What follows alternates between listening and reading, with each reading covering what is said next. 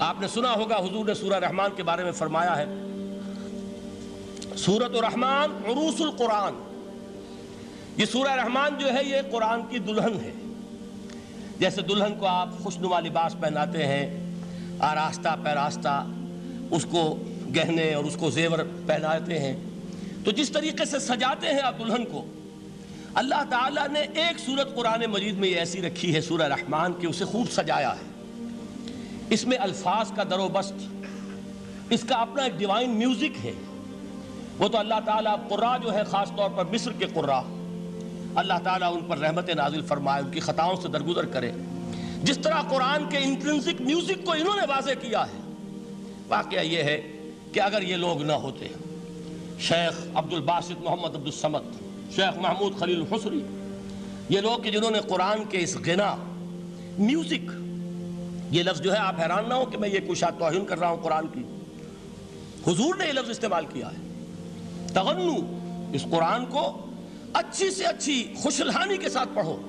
من لم یتغن بالقرآن فلیس منا، جو قرآن کو بہتر سے بہتر انداز میں، اچھی سے اچھی آواز میں، خوشلہانی کے ساتھ پڑھنے کی کوشش نہیں کرتا، وہ ہم میں سے نہیں ہے۔ بلکہ ایک مرتبہ حضور رات کے وقت آپ گشت پر تھے اپنے ساتھیوں کے حالات معلوم کرنے کے لیے۔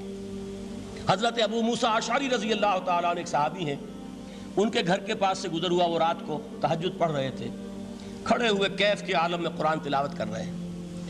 حضور کو بہت پسند آئی ان کی قرات، کافی دیر تک وہاں کھڑے سنتے رہے۔ اب انہیں کیا پتا کون سن رہا ہے۔ بالکل اسی طرح سمجھ لیجئے ایک بات یاد آئی ہے، حضور فرماتے ہیں کہ جس طرح کان لگا کر اللہ قرآن کو سنتا ہے، کسی چیز کو نہیں سنتا۔ ہمیں نظر نہیں آتا نا، ہمیں معلوم نہیں ہے، ہم قرآن پڑھ رہے ہیں تو سننے والا کون ہے؟ سب سے زیادہ کان لگا کر خود اللہ۔ یہاں اس لیے مجھے یاد آیا کہ ابو موسیٰ اشعری کو کیا پتا تھا کہ کون سن رہا ہے۔ وہ اپنی کیفیت میں نماز میں تہجد میں قرآن کی تلاوت کر رہے تھے، اور ظاہر بات ہے ان کے گھر ایکڑوں میں بنے ہوئے نہیں تھے، ایک ایک کمرہ، ایک ایک کوئی حجرہ، ایسے ہی تو گھر تھے نا صحابہ کے۔ لہذا حضور پاس سے گزرے، آواز آئی، کافی دیر سنتے رہے۔ اس کے بعد آپ تشریف لے گئے، صبح فجر میں ملاقات ہوئی تو حضور نے تحسین کے انداز میں فرمایا، یا ابا موسیٰ انک قد اوتیت مزمارا من مزامیر آل داؤد، اے ابو موسیٰ تمہیں تو آل داؤد کے سازوں میں سے ایک ساز اللہ نے عطا فرما دیا ہے۔ جس طرح حضرت داؤد، لہن داؤدی مشہور ہے کہ جب وہ پچھلے پہر رات کو حمد کے ترانے الاپتے تھے، قرآن میں ہے کہ پرندے شامل ہو جاتے تھے ساتھ، اور پہاڑ وجد میں آتے تھے، پہاڑ بھی ان کے ساتھ شریک ہوتے تھے۔ تو جس طرح کا اللہ نے ان کو لہن عطا فرمایا تھا، حضور نے تحسین کے انداز میں فرمایا ہے ابو موسیٰ اشعری، اللہ نے تمہیں بھی آل داؤد کے سازوں میں سے ایک ساز عطا فرمایا۔ بہرحال قرآن مجید کا جو یہ میوزک ہے، قرآن کے الفاظ کا جو حسن ہے، جہاں تک حسن معنوی ہے وہ تو ہر لفظ میں ہے، لیکن یہ حسن ظاہری، حسن صوتی، حسن لفظی، یہ اپنے کلائمیکس پر آپ کو نظر آئے گا سورہ رحمان میں۔ لیکن قرآن میں یہ سورت اس اعتبار سے بھی ممتاز ہے، اس کی 4 آیات پر ذرا توجہ کریں گے، عجیب حقائق سامنے آئیں گے۔ جہاں یہ قرآن مجید کے حسن صوت اور حسن لفظی کی معراج ہے، وہیں اس کی پہلی 4 آیات میں 4 چوٹی کی چیزوں کا ذکر ہے، سب سے اونچی چیزیں۔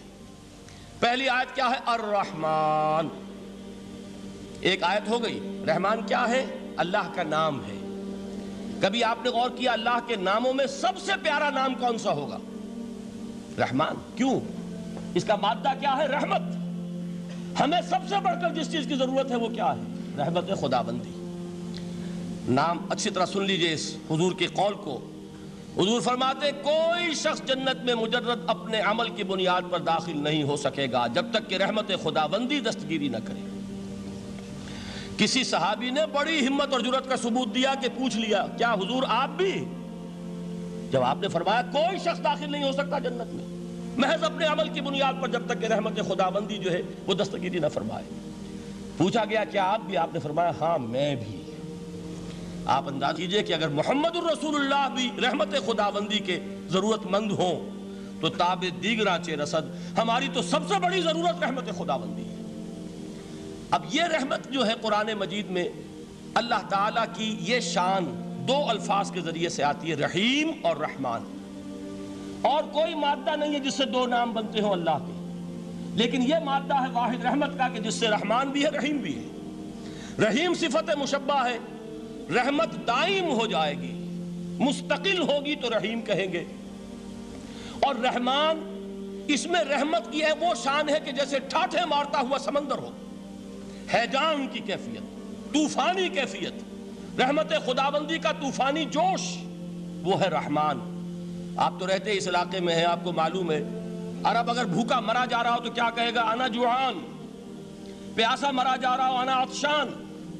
بہت غضبناک ہوگا غضبان، غضبان آصفہ قرآن میں آیا ہے، بہت غضبناک۔ رحمان جس کی رحمت جو ہے جوش میں ہے، ٹھاٹھے مارتے ہوئے سمندر کے مانند۔ تو یہ اللہ تعالیٰ کے ناموں میں سب سے پیارا نام۔ اب آگے چلیے، الرحمن علم القرآن، رحمان نے قرآن سکھایا۔ رحمت خداوندی کا سب سے بڑا مظہر، رحمان کی رحمانیت کا سب سے بڑا مظہر قرآن ہے۔ ان میں جو منطقی ربط ہے اس کو سمجھتے جائیے۔ اچھا آپ یہ سوچئے، جو علم بھی انسان کو حاصل ہوا وہ کس نے دیا؟ اللہ نے۔ سائنس کا علم کس نے دیا؟ اللہ نے۔ علم آدم الاسماء کلہا، وہ علم الاسماء جو حضرت آدم کو دے دیا گیا تھا ازل میں، یہ اسی کا ظہور ہے، یہ اسی کی ایکسفولیشن ہے جو ہو رہی ہے اور ہوتی رہے گی ابھی۔ اور دوسرے علم ہے وہ کس نے دی؟ اللہ نے دی۔ لا یحیطون بشیء من علمہ الا بما شاء، مخلوق میں سے کوئی اللہ کے علم میں سے کسی شے کا احاطہ نہیں کر سکتا مگر وہ جتنا اللہ دینا چاہے۔ لیکن یہ کہ تمام علوم میں چوٹی کا علم قرآن۔ نوٹ کرتے جائیے، اب چوٹی کی چیزیں جمع کیجئے۔ اللہ کے ناموں میں چوٹی کا نام رحمان، اللہ نے جو کچھ انسان کو سکھایا اس میں چوٹی کا علم قرآن۔ خلق الانسان، انسان کو پیدا فرمایا۔ سوال یہ کہ حیوانات کو کس نے پیدا فرمایا؟ آسمان کس نے پیدا کیے؟ زمین کس نے پیدا کی؟ فرشتے کس نے پیدا کیے؟ کیا مطلب خلق الانسان؟ اس کی تمام مخلوقات میں اس کا کلائمیکس، اس کی تخلیق کی معراج، اس کے تخلیق کا نقطہ عروج انسان ہے۔ یہ ہے کہ جو مسجود ملائک بنا ہے۔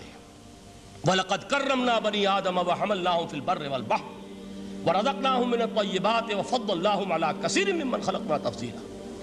تو تخلیق میں سب سے اونچی تخلیق انسان کی، علموں میں سب سے اونچا علم قرآن کا، اللہ کے ناموں میں سب سے اونچا نام رحمان۔